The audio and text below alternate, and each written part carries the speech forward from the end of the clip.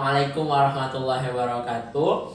Alhamdulillahirabbil alamin. Nahmaduhu wa nasta'inuhu wa nastaghfiruh wa na'udzu billahi min syururi anfusina wa min sayyiati a'malina. May yahdihillahu fala mudhillalah wa may yudhlilhu fala hadiyalah.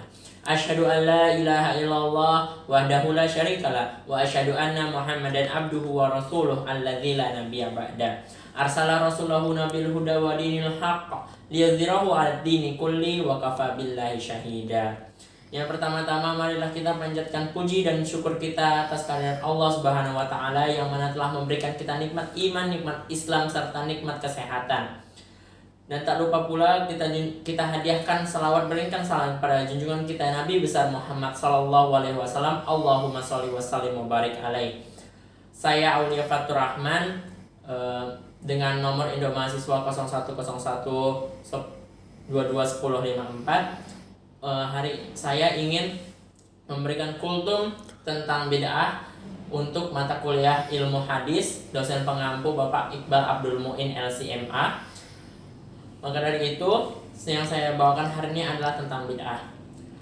Yang seperti yang kita ketahui, banyak sekali ilmu-ilmu, banyak sekali ibadah-ibadah yang diberikan Allah kepada kita melalui perintah Rasulullah SAW. Banyak sekali ibadah yang wajib yang harus kita tepati.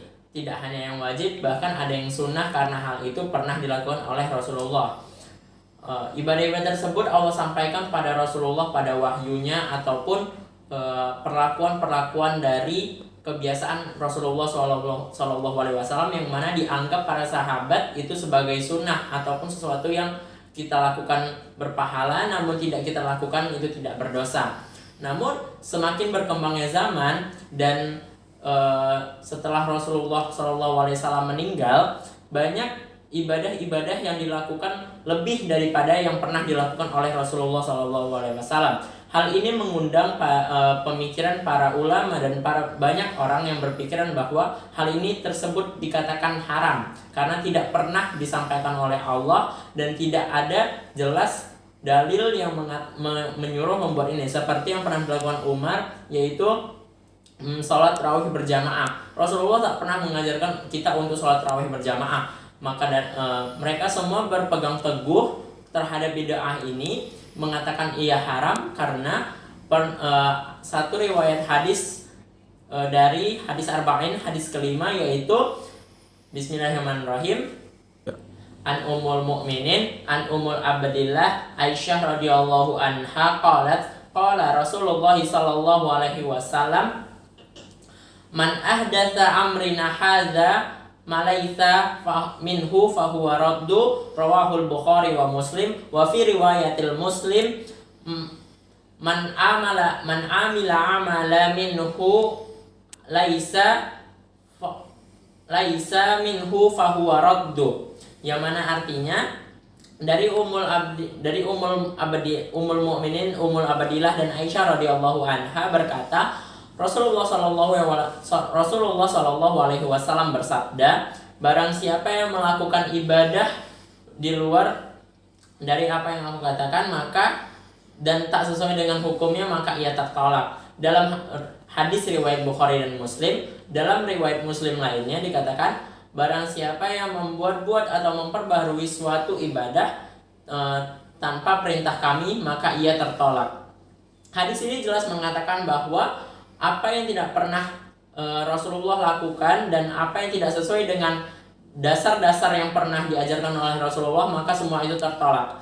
Namun para ulama dan para ahli fikih mengatakan bahwa termasuk salah satu yaitu Imam Syafi'i mengatakan bahwa mereka berpikir dan menyatukan semua hukum-hukum yang ada, dan mereka menyimpulkan bahwa Imam Syafi'i menyimpulkan bahwa bid'ah ini terbagi dua. Yang pertama bid'ah baik dan bid'ah buruk, atau bid'ah terpuji ataupun bid'ah tercela. Nah, bid'ah tersebut digolongkan kepada setiap masing-masingnya. Bid'ah terpuji adalah bid'ah yang sesuai dengan bid'ah suatu hal baru yang dilakukan namun sesuai dengan hukum-hukum dan tidak melenceng dari peraturan agama Islam. Namun bid'ah tercela adalah sesuatu yang melenceng dari ajaran-ajaran agama Islam. Lalu salah satu imam besar yaitu Imam Izzuddin, salah satu murid daripada Imam Syafi'i juga mengatakan bahwa ia membagi bid'ah menjadi 5, yaitu pertama bid'ah wajibah, bid'ah muhabbah, bid'ah mukharrahah, bid'ah